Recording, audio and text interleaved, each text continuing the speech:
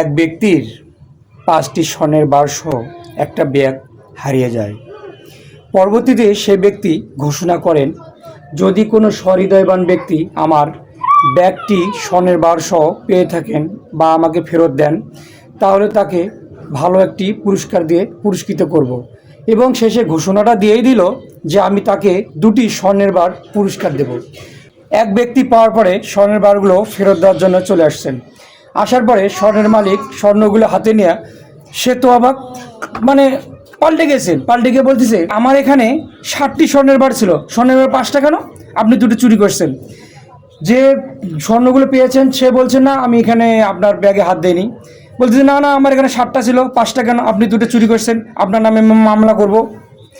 যেই কথা সেই কাজ, সে লোক তো মামলা করছেন। মামলা করে পরে জজ সাহেব দুজনকেই মুখে মুখে হাজির করছেন। হাজির করার পরে জজ সাহেব জিজ্ঞেস করছেন স্বর্ণের মালিককে যে আপনার ব্যাগে কয়টি স্বর্ণের বার ছিল আর কি কি ছিল। স্বর্ণের মালিক বলছেন আমার ব্যাগে 60টি স্বর্ণের বার ছিল, সে 2টো চুরি করছেন জজ সাহেব। পরে আবার যে স্বর্ণগুলো পেয়েছেন তাকে বলছে আপনি কয়টি স্বর্ণের বার সহ ব্যাগ পেয়েছিলেন। সে বলছে জজ সাহেব আমি 5টি স্বর্ণের বার সহ ব্যাগটা পেয়েছিলাম এবং যে অবস্থা পাইছি সে অবস্থায় আমি তার কাছে ফেরত দেওয়ার জন্য নিয়ে এসেছিলাম, কিন্তু সে আমাকে চোর সাব্যস্ত করছে। জজ সাহেব বলতেছে, যেহেতু আপনি 5টি স্বর্ণের বার সহ ব্যাগ পাইছেন, সেই হিসেবে স্বর্ণের মালিক না পাওয়া পর্যন্ত আপনি এই 5টি স্বর্ণের বার আপনার কাছে রাখেন, এগুলো আপনার। আর স্বর্ণের মালিক বলতেছে যে জজ সাহেব আমার স্বর্ণ কই?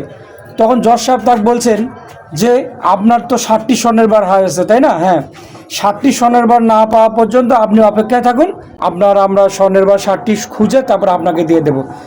এই ভিডিওটা থেকে আমরা শিক্ষা নিলাম, কেউ যদি আপনার উপকার করে তার অপকার করব না, অপমানিত করব না, তার নামে কোনো খারাপ অপবাদ দেব না, তাকে ভালোবাসার চেষ্টা করব, আমরা তার প্রতি সহানুভূতি দেখার চেষ্টা করব এবং তাকে আমরা সম্মান করার চেষ্টা করব।